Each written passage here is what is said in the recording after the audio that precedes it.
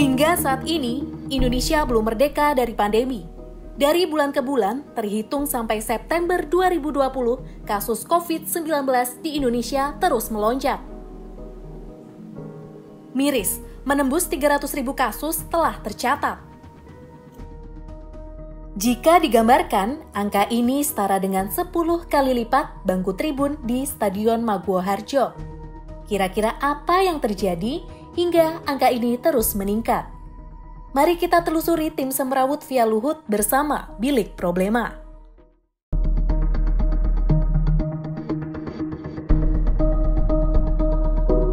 Jika begitu, hingga hari ini apa upaya yang telah dilakukan Indonesia? Mungkin perlu diketahui, selain Indonesia kaya akan alam dan budaya, rupanya Indonesia juga memiliki keberagaman baru, yakni tim guna mengurusi COVID-19. Apakah keberagaman yang satu ini patut dibanggakan atau malah menjadi biang kerumitan? Inilah 11 orang yang menangani COVID-19 di Indonesia. Awal pandemi, pemerintah membentuk suatu tim yang dinamakan Gugus Tugas Percepatan Penanganan COVID-19. Tentunya, tim ini terbentuk berdasarkan isi Kepres nomor 7 tahun 2020. Dengan Doni Monardo memegang ketua pelaksana dari tim gugus, Muhadjir Effendi sebagai Kepala Dewan Pengarah, dan Wiku Adhisa Smito, Ketua Tim Pakar, serta Dewan-Dewan Pengarah dari beberapa menteri, salah satunya Terawan, Menteri Kesehatan kita. Nah, tanggal 9 April, Presiden menambah anggota Dewan Pengarah. Rupanya, Menko Kemaritiman dan Investasi, Luhut Binsar Panjaitan juga masuk ke dalamnya. Tiba tanggal 20 Juli, Kepres dicabut dan diganti dengan Perpres nomor 82 tahun 2020. Mengapa demikian? Apakah ada ketidakberesan? Padahal masih seumur jagung. Tapi tim gugus tugas percepatan penanganan COVID-19 dibubarkan dan Presiden menggantinya dengan Komite Penanganan COVID-19 dan Pemulihan Ekonomi Nasional. Tim baru ini dikomandoi oleh Menko Bidang Perekonomian dan dibantu 6 menteri, Kemenku, Menko Polhukam, Menteri Dalam Negeri, Kemenkes, serta Menko Kemaritiman dan Investasi sebagai wakil komite. Lalu Menteri BUMN sebagai ketua pelaksana komite. Sedangkan komite ini membawahi 2 satuan tugas atau Satgas, Satgas Penanganan COVID-19 dan Satgas Pemulihan dan Transformasi Ekonomi Nasional. 15 September, pemerintah membentuk tim baru yang intens menangani COVID-19 di 9 provinsi. Lagi-lagi, Menko Kemaritiman dan Investasi bersama Kepala BNPB memegang kendali. Kita sebut saja tim ini tim Luhut, tapi tidak seperti tim-tim sebelumnya. Presiden tidak mengeluarkan surat keputusan apapun ketika membentuk tim ini. Di lain sisi, Pandu Riono, seorang epidemiolog sekaligus staf senior di Departemen Biostatistik dan Kependudukan FKM UI, mengkritisi mengenai banyaknya tim penanganan COVID-19. Yang mendasari Pandu sering mengkritisi hal ini adalah ketidakjelasan pemerintah pusat dalam memberi arahan ke daerah. Hal ini terbukti. Di awal-awal pandemi, Pandu seringkali dimintai saran oleh beberapa kepala daerah yang mengaku kelimpungan mengatasi COVID-19. Jadi banyak sekali teman-teman di daerah-daerah itu sebenarnya ingin bekerja dengan baik, tapi bingung karena tidak ada guidance yang jelas dari pemerintah pusat, dari gugus tugas. Oke, Mas Anies, apa kabar? Bisa bantu saya nggak? Ya kan, Pak Ridwan Kamil juga kontak dari sekretaris pribadinya. Pak Ganjar juga waktu itu telepon saya, WA saya. Dia bilang, apa yang harus saya lakukan? Gitu kan. Jadi juga akhirnya juga Bu Risma waktu itu kontak supaya minta, aku bingung. Gitu. Jadi banyak pemerintah daerah itu bingung. Apa daya, sebuah kritik dari Pandu hanya komentar belaka. Mandat dari Presiden untuk tim-tim penanganan COVID tetap harus dilakukan. Sebentar, lalu di mana posisi Terawan selaku Menteri Kesehatan? Tadi di Kemenko PMK, saya tadi juga ikut rapat. Beliau memang duduk di kursi Komite Kebijakan, namun hanya sebagai wakil ketua komite. Lebih menariknya, apakah pembentukan tim-tim ini buah dari ketidakpercayaan Presiden terhadap kinerja Terawan? Dilihat dari Terawan yang tidak memiliki peran besar dalam tim penanganan COVID-19, track record yang dianggap buruk selama mengatasi pandemi, dan 4 teguran Jokowi. Pertama, anggaran kesehatan penanganan COVID-19 yang lamban dikucurkan. Bidang kesehatan itu dianggarkan 75 triliun. 75 triliun. Baru keluar 1,53% coba. Kedua, bantuan dan insentif bertele-tele. Mestinya begitu meninggal langsung bantuan santunnya harus keluar gitu, jangan sampai prosedurnya di Kementerian Kesehatan betul-betul bisa dipotong, jangan sampai ini bertele-tele. Ketiga, perintah perencanaan testing yang baik. Ada provinsi yang sudah melakukan testingnya tinggi sekali, tapi ada provinsi yang testingnya masih rendah sekali. Jadi desain perencanaan itu harus betul-betul komprehensif, menyangkut berapa jumlah lab yang harus ada di sebuah provinsi. Keempat, perintah pemeriksaan tenaga kesehatan dan pasien. Ketidakpercayaan Jokowi terhadap Terawan semakin terbukti dengan pembentukan tim Luhut tadi. Gak banyak waktu, Luhut hanya diberi waktu 2 minggu untuk menekan daily case, death case, dan peningkatan angka kesembuhan di 9 provinsi. Inilah ke-9 provinsi yang telah ditangani tim Luhut, di antaranya Papua, Sulawesi Selatan, Bali, Jawa Timur, Jawa Tengah, Jakarta, Jawa Barat, Kalimantan Selatan, dan Sumatera Utara. Demi mencapai target, inilah strategi yang diambil tim Luhut di 9 provinsi.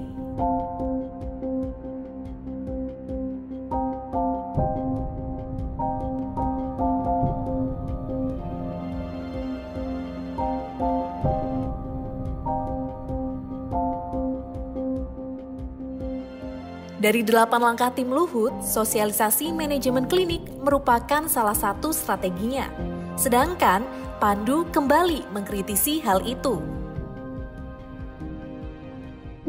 Kalau diamati, dari 8 langkah dan pendapat epidemiolog tadi, tim Luhut seolah-olah hanya gencar di pencegahan dan perawatan atau treatment. Tunggu bentar, kok sepertinya ada yang dilompati ya? Padahal, rekomendasi dari WHO ada pencegahan, testing,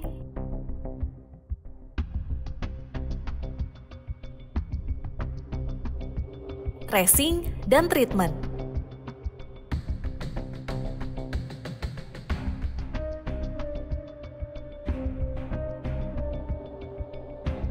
Seharusnya itu semua dilakukan secara gencar dan imbang. Sepertinya perlu diingat bahwa ada ex-Satgas yang dulunya menganjurkan 3T ini. Siapakah dia? Ya benar, Akmal Taher, mantan Kepala Bidang Penanganan Kesehatan Satgas Penanganan COVID-19. Lantas, apa yang menyebabkan ia hengkang dari tim ini? Beberapa waktu yang lalu, tim kami melakukan wawancara dengan Akmal. Selain membicarakan mengenai keluarnya dari Satgas, ia juga menceritakan sebenarnya Satgas dan Kemenkes bisa berkolaborasi dan saling melengkapi. Namun, koordinasi menjadi kendala. Kali nanti kita beberapa puskesmas sudah mau kita kerjasamakan, kita coba. Sementara tracing sama testing itu kan kebanyakan kita kan mesti datang ke masyarakat yang belum sakit dan itu biasanya dikerjakan di level puskesmas. Sehingga menganggap ini sih perbedaan strategi aja. Buat saya lebih bagus kerjakan apa yang saya yakinin itu akan bagus daripada saya harus ikut terus-terusan. Nah itu kalau di-combine, ya kekuatannya Kemkes selama ini apa, yang kelemahannya apa kalau lagi bencana, itu digabung dengan bagus, sebenarnya sih barangkali juga bagus juga sebenarnya. Okay. Nah, pada pelaksanaannya lagi-lagi masalah koordinasi karena itu biasa kan di Indonesia ini koordinasi itu susah. Koordinasinya seperti apa Pak? yang untuk 9 provinsi? Yang saya di level atas, saya kan di bawahnya kepala lagi ya. Yeah. Saya kan memang nggak setinggi itu itunya pandangan saya. Jadi saya nggak akan bisa kasih pendapat seberapa bagus apa seberapa jelek koordinasi tingkat atas itu. Monica Nirmala, epidemiolog yang tergabung di tim Luhut, mengklaim hadirnya Luhut Panjaitan dalam penanganan COVID-19 di 9 provinsi justru akan memperbaiki semua problematika. Kalau udah dibilang bagus, mungkin ya Pak Luhut mungkin nggak perlu masuk lagi gitu ke dalam urusan ini. Tapi kan kita melihat bahwa penanganan COVID ini memang butuh pendekatan yang multidisiplin dan lintas sektoral gitu. Walaupun klaimnya jago manajerial ya Pak? Ya sistemnya kan nggak ada. Nggak bisa, kan saya bilang menangani pandemi ini harus dengan sistem, dengan manajemen modern, dan kompleks masalahnya. Akhirnya kerjanya cuma marah-marah aja. Ya kan? Seakan-akan semua itu bisa jalan setelah dia memerintahkan marah-marah. Ya kan semua juga bilang kalau di militer kan kerjakan ini, jawabannya kan selalu siap, laksanakan kan jalan, padahal nggak jalan juga gitu kan. Banyak masalahnya di situ kan kompleks karena nggak pernah dimonitoring, nggak pernah dievaluasi. Jadi pendekatannya kan jadi tambal sulam. Penasaran gak sih rapot Luhut dari 14 September 2020? Yuk kita intip sekarang. Selama 2 minggu kerja, daily case atau kasus positif hanya 3 dari 9 provinsi yang turun. Sedangkan angka kesembuhan hampir semuanya meningkat. Dan death case atau kasus kematian dari 9 provinsi, 3 yang meningkat. Dengan hasil rapot tersebut, Monica lagi-lagi mengklaim bahwa kinerja mereka selama 2 minggu setidaknya berbuah manis. Dilihat dari angka-angka per provinsi, itu cukup banyak loh daerah yang mengalami perbaikan dari sisi jumlah kasus baru. Jadi misalnya contohnya Jawa Timur itu jumlah kasus barunya terus menurun. Sedangkan data dari Worldometers mencatat per 24 Oktober Indonesia baru melakukan 15.644 tes dari 1 juta penduduk. Testing rendah ini diperburuk dengan hasil yang tidak real time. Hal tersebut juga diakui oleh Akmal dan sering dipermasalahkan oleh Pandu. Saya nggak tahu ini angkanya yang terakhir ini, cuman menurut saya sih kelihatan sekali dari angka kalau kita diminta sekarang mestinya 30.000 orang per hari atau sekitar 48.000 kali pemeriksaan per hari kan. Itu kan masih jauh ini. Kadang-kadang ntar kalau akhir minggu karena masih ada masalah dengan lab yang tidak buka, angkanya cenderung turun. Orang yang sakit itu kan nggak ada, virus itu nggak kena hari Minggu sebenarnya. Tapi kalau ini kadang-kadang kan karena lama sebenarnya kita umumkan sekarang itu kejadiannya sudah 5-6 hari yang lalu. Itu masalah masih. Jadi statistik yang kita kita baca setiap hari itu tidak merefleksikan keadaan yang sesungguhnya. Dan selama ini juga angka yang dilaporkan angka hanya yang terkonfirmasi laboratorium positif. Mengenai redefinisi kematian COVID-19, meski hingga pertengahan September hanya Sulawesi Selatan yang telah mencoret pasien dengan komorbid dari data kematian COVID-19. Tapi sepertinya ada beberapa daerah yang hendak menyusul. Sebut saja daerah kekuasaan Hovifah Indar Parawansa. Langkah redefinisi ini sempat dikomentari pula oleh banyak ahli, tak terkecuali Pandu. Namun, tim Luhut sendiri nyatanya juga membanggakan hasil dari angka kematian yang menurun. Dari angka mortality rate, dari angka kematian juga terus menurun begitu di 8 provinsi ini. Walaupun masih banyak juga yang masih tinggi ya. Kan jelas, tiba-tiba ada staf khusus atau staf ahli menteri itu dari Jawa Timur punya ide supaya sebab kematian COVID itu harus COVID yang murni. Sedangkan kalau ada COVID dengan diabetes, COVID dengan penyakit lain, itu dianggap bukan COVID. Dia kan makin lama makin dikecilkan kan? Dengan testing dan tracing yang masih pasif, hasil yang tidak real time, redefinisi angka kematian, berbagai klaim keberhasilan hingga keluarnya Akmal Taher. Apakah bisa dikatakan tim ini sukses, atau tim Luhut lagi-lagi adalah salah satu bentuk tambal sulam? Gagal. Cara-cara seperti itu nggak akan pernah bisa berhasil. Itu terbukti bahwa gugus tugas akhirnya nggak berhasil menekan pandemi dan banyak mengalami hambatan. Ya kan udah jelas dari bulan Maret saya bilang, Pak Presiden langsung penanggulangan, ya nggak usah pakai gugus tugas, nggak usah pakai satgas, bubarin aja semua. Jadi kalau dibilang sudah maksimal apa belum, saya masih bisa bilang belum gitu. Tapi kalau apakah ada yang dikerjakan dan apakah ada dampaknya, saya pikir saya mulai lihat itu. Walaupun menteri-menteri masuk ke dalam komite-komite itu juga sepertinya kurang ya Pak? Ya buat apa masuk komite-komite itu ngapain? Dia di komite itu ngapain coba? Cuma rapat-rapat aja. Orang bukan rapat, kerja.